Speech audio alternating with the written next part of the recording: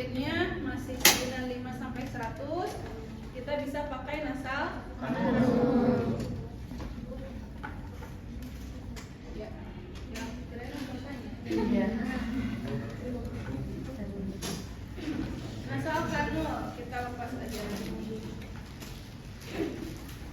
Tapi ini untuk neonatus nih kecil banget ya. Kecil banget. Nah, ini untuk saturasi 95 sampai 100. Alirannya berapa kalau ini? 1 sampai?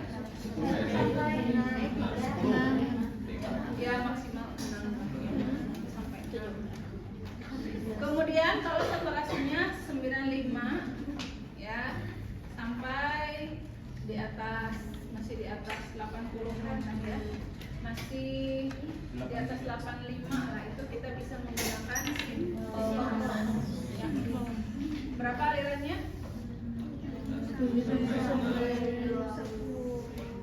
Ya bisa 6 sampai 8 kalau sintomas ya. Kalau sudah di bawah 85 kita gunakan non rebreathing mask. Jadi ininya ada katupnya. Jadi tidak dihirup kembali udara yang keluar dan masuk, rebreathing. Jadi tidak dihirup kembali. Jadi ada katupnya di sini, ada katupnya di sini, ada katupnya di sini. Kalau yang rebreathing mah ini dilepas, ini dilepas, ini dilepas, jadi rebreathing mask. Ini alirannya bisa 10 sampai 15 liter per menit. Setelah dipasang NRM, terus kita evaluasi lagi setelah misalnya 15 menit. Kok aman saturasi oksigennya naik-naik? Maka kita harus lakukan inspeksi, palpasi, perkusi, auskultasi pada dinding dada. Apakah ada masalah atau tidak? Disimak ternyata pasien ada tension pneumotoraks atau tamponade jantung atau hematotoraks. Nah, jadi pertama mah ceklah saturasi oksigen. Oke, silakan ada yang tanyakan untuk airway breathing. Nah, kemudian apa yang kita lakukan? Kita buka jalan napasnya dengan teknik head-till chin lift. Head-till, tekan, chin lift, angkat dagunya. Nah, kayak gini. Namun pasien sadar, pas dikieun pasti calangan. Ya, kalau yang sadar pasti baru. Gak enak gitu ya. Nah, seperti ini. Kita buka jalan napasnya dengan teknik head-till chin lift. Kemudian kita lihat melingkup. Ini satu tangan di sini, satu tangan lagi. Ini menekan rahang bawah, ini menekan rahang atas. Kemudian ini melakukan sapuan. Ini dorong ke bawah, dorong ke atas. Ini disapu, dikeluarkan benda asing. Nah, kelihatan? Ya, jadi seperti ini. Satu tangan menekan dahi. Nah, tangan yang satu lagi ini untuk menekan rahang bawah, rahang atas, ini untuk menyapu. Jadi kayak gini. Buka rahang bawah, tekan rahang atas, ini sapu. Oke, gitu. Ya, cross finger, jadi ini di cross, ya. Kemudian, nah, ada ulah bibirnya ya. Kayak bibir dilemparin. Rahangnya ya. Nah, bagaimana Pur setelah kita lakukan cross finger swab, ternyata si benda asingnya malah tambah ke dalam, ciloknya tapi ke jero, ya, karena tangan kita tidak cukup untuk menjangkau ciloknya itu. Berarti kita bisa dibantu dengan alat namanya McGill forceps atau forceps Margel. Coba dicari di Google, bentuknya seperti apa. McGill forceps kayak di belum langsung ya, karena siapa tahu mulut pasien ada sisa makanan, ada benda asing ya. Itu untuk pasien yang tidak sadar.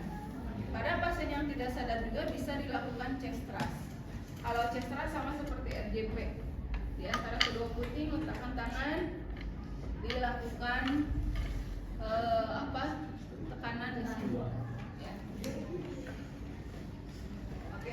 pasien yang tidak sadar. Nah, Bu, kumaha lamun pasiennya kita curigai cedera servikal. Ya. Nah, seperti apa cedera servikal? Ada yang tahu? Apa itu cedera servikal? Taufik, dari mana Taufik? Apa? Ekor, tulang ekor. Ya.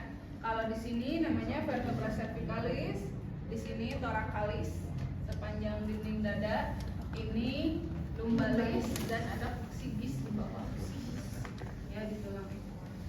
Nah, kalau misalnya ternyata ada retakan di sini di tulang leher, nah itu jauh teras. Jadi kita yang tadinya di sini kita pindah ke sini ke atas bed, kemudian kita lakukan jauh teras. Nah seperti ini, 4 jari dirahang, 1 jari menekan. Ini nggak terlalu capek, nggak terlalu butuh energi. Kita cuma menekan rahang bawah di calang nafas. Oke, yang sebelah sini yang kelihatan. Nah, jadi orang dengan cedera servikal haram hukumnya kalau misalnya kita lakukan manipulasi pada leher. Misalnya tadinya attitude lift itu nggak boleh, atau fleksi juga nggak boleh, atau nengok kanan kiri juga nggak boleh. Jadi harus lurus, ya. Nah, tempatkan 4 jari di rahang bawah. Ini jempol, tekan dagunya. Tuh. Nanti biar temennya, next city coba lihat, ada bisa makan nggak di mulutnya, ya. Oh, next city ya, berarti yang melakukan evakuasi benda asing adalah next city. Bisa menggunakan cross finger swipe atau menggunakan forceps tadi, McGill forceps. Ya. Itu untuk pasien yang tidak sadar dengan sumbatan total. Nah sekarang, ya betul dahak ya. Atau misalnya minum, ya air minum juga bisa menyebabkan sumbatan jalan nafas sebagian. Apa yang dirasakan? Kalau air kuduna masuk karena pencernaan, karena kerongkongan, dia masuk karena trakea. Iya, bernapas susah ya, kayak orang tenggelam. Kemudian sakit gitu ya, nggak nyaman, perih, ya. Nah itu. Jadi apa yang dilakukan kalau pasiennya sadar? Misalnya ada dahaknya, betul, batuk efektif. Ya suruh batuk aja atau disuruh sih kalau kita kesel air ya batuk. Kita berusaha mengeluarkan air dari saluran pernapasan. Itu kalau pasien sadar. Kalau tidak sadar, ternyata di jalan nafasnya ada darah atau ada dahak atau ada air, di apa kan? Suction. Betul, di suction. Nah, ini nggak ada selang suctionnya, nggak usah lah karena sudah dipraktikkan di perawatan dewasa ya cara suction. Suction itu kan terbatas ya, jangan lama-lama kan. Pada bayi berapa detik? 3. Pada anak 5. Ya, 5. Pada dewasa maksimal 15. Jadi jangan lama-lama karena kalau kita suction itu kita juga bisa nyedot oksigen yang ada di jalan nafas. Jadi pasien kesulitan bernafas. Orang yang sadar pasti tidak akan mau disuction. Ya, paling suruh aja batuk efektif. Nah, bagaimana kita tahu kalau pasien itu dia sumbatan jalan nafasnya sebagian itu dikarenakan benda cair? Hasil pengkajiannya gimana? Kita bisa mendengarkan suara gurgling atau seperti orang kumur-kumur, ya. Nah itu jadi ya kita bisa bayangkan lah kalau kita lagi batuk berdahak gitu ya, pada saat narik nafas gitu kan berisik di sini ya, rumur-rumurkan. Seperti itulah pasien tidak sadar juga seperti itu, ya. Yang kalau pasien sadar, ajarkan batuk efektif. Ya misalnya pada pasien-pasien PPOK yang dia sputumnya produktif, kita ajarkan batuk efektif. Kalau pasien tidak sadar, kita suction, jangan dibiarkan, ya. Karena lama-kelamaan si dahaknya itu akan menumpuk dan menghalangi jalan nafas. Urang wae oge kasalep air teu nyaman ya, apalagi pasien yang tidak sadar. Ya dia tidak berdaya. Kemudian yang berikutnya, jenis yang lain selain benda cair yang bisa menghalangi jalan nafas secara parsial apa?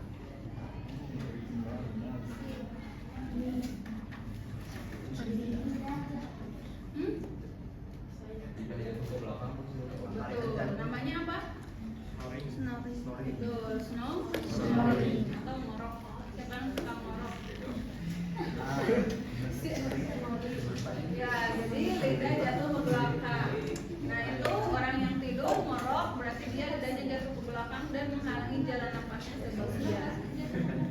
Kalau pasiennya sadar, tidak mungkin tuh pasien yang sadar ngorok, ya tidak mungkin. Paling dia sadar tapi dia sedang tertidur. Makanya dibangunkan saja. Pak, bangun Pak, posisi tidurnya miring, ya. Kayak kita disarankan tidur miring. Supaya tempat tadi bisa head sleep, ya. Bisa juga jauh teras. Dia tidak akan ngorok kalau kita head sleep atau jauh teras. Tapi kan menyeprawat virusnya seharian.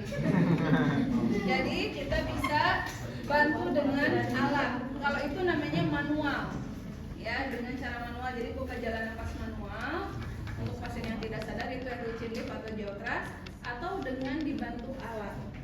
Yang pertama ada yang namanya OPA, oropharyngeal airway, ya, oropharyngeal airway. Jadi dari oral ke faring. Kemudian oropharyngeal airway dulu deh, ya.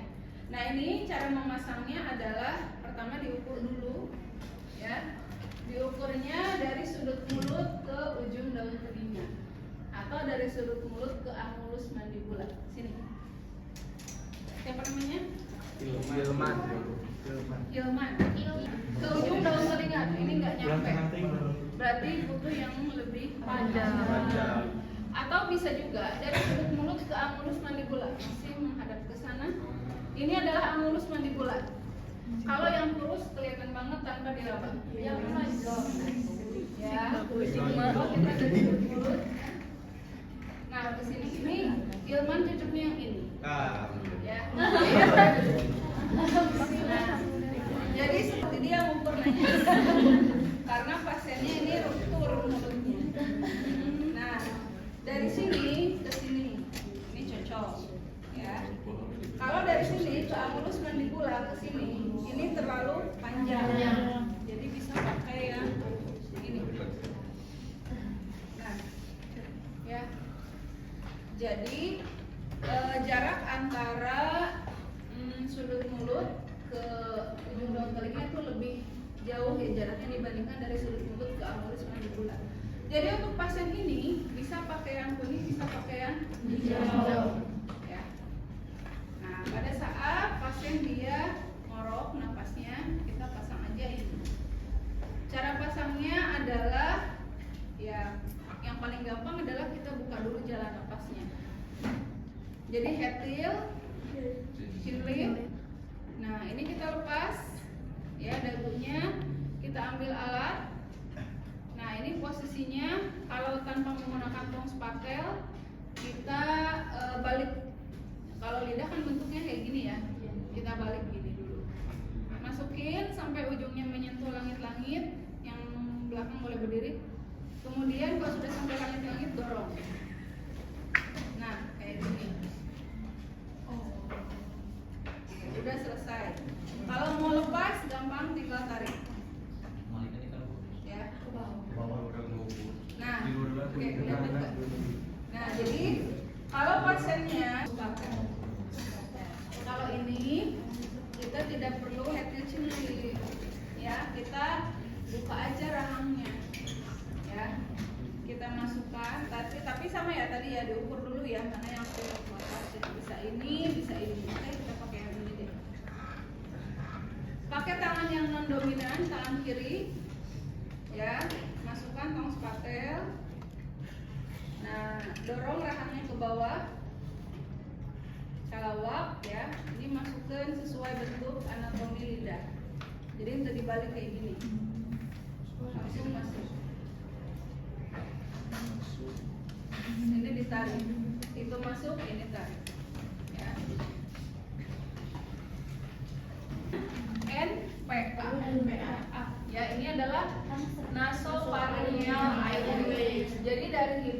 paring. Makanya ini lebih panjang karena jaraknya lebih jauh dibandingkan oral dengan faring. Ya. Pertama kita ukur dulu ya, ukurnya itu dari lubang hidung ke ujung daun telinga. Ya. Nah, ukur dulu dari lubang hidung ke ujung daun telinga. Nah, ini Bu ada sisa iya karena bagi pattern ini terlalu panjang.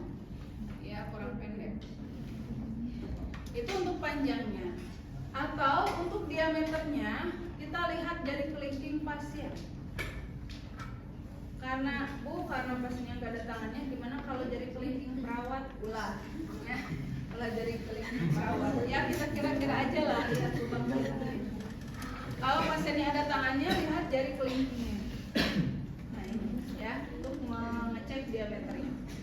Setelah diukur, kita bersihkan telinga. Hidung. Nah kita lihat cek hidungnya mana yang sekiranya bisa dipasang. Kan kalau yang kiri nggak mungkin, karena apa? Nggak ada lubangnya. Kita pakai yang kanan. Kemudian lihat bersih nggak. Kalau nggak bersih, kita bersihkan dulu dari kotoran. Ya. Kemudian kita akan pasang. Nah kita butuh bantuan jeli. Jelinya jangan terlalu panjang, nanti malah menghambat karena airway. Nah, jadi hanya ujungnya saja.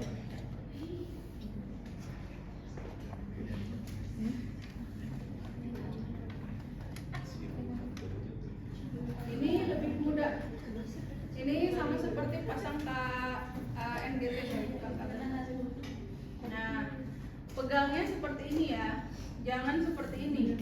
Apalagi kalau ujian nanti grogi termasuk ke hidung. Jadi harus di tengah. Ya. Tidak usah kita melakukan head till chin lift, tidak perlu. Tangan kiri bebas saja. Nah, kita akan masukkan sesuai dengan posisi anatomi dari nasal ke faring. Jadi lakinya nggak ada cerita dibolak-balik ini aja. Nah, kita masukkan pada saat pasien dia narik nafas. Ya, Bapak, saya akan mau pemasangan nasofaringal airway karena tadi Bapak ada refleks muntah pada saat dipasang orofaringal airway ya Pak ya, supaya Bapak tidak ngorok nafasnya. Saya pasang ya Pak. Bismillahirrahmanirrahim. Pasien yang narik nafas kita masukkan.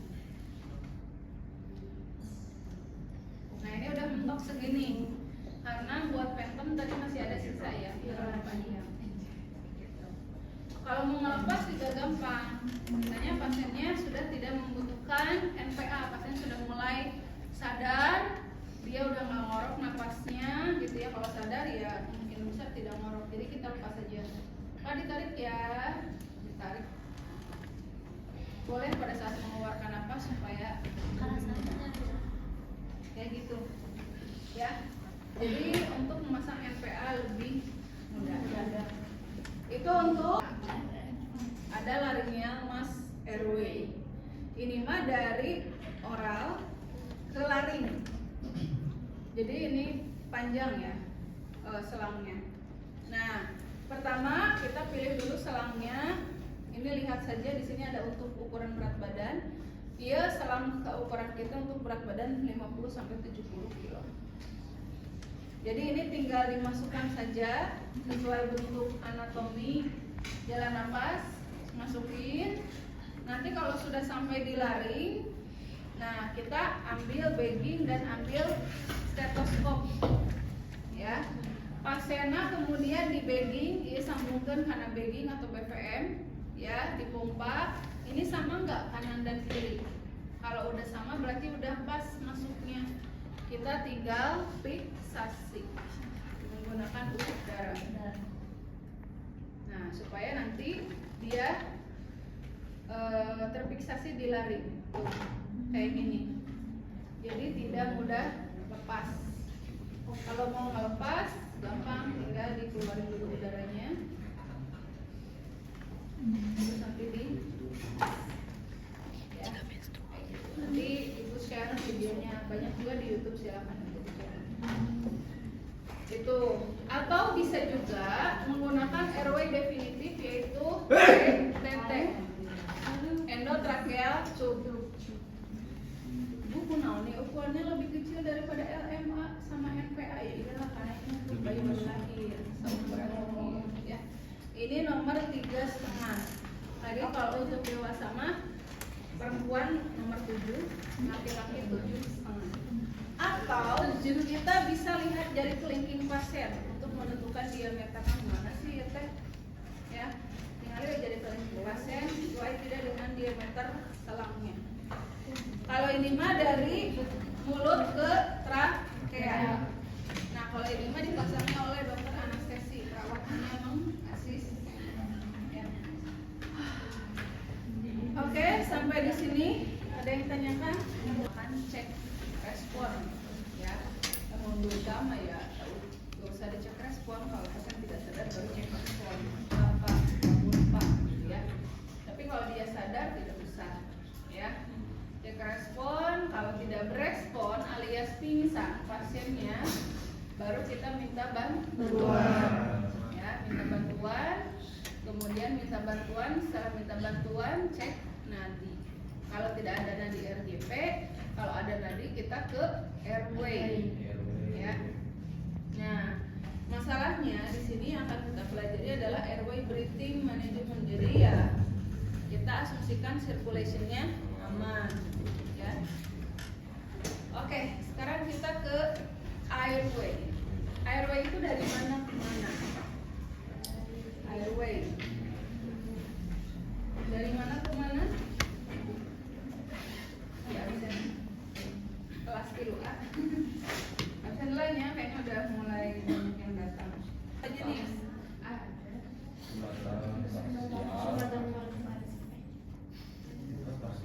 ada berapa? 2 sumbatan jalan napas total dan parsial. Total sumbatan jalan napas total contohnya apa? Betul, tersedap. Tersedap apa? Pilek.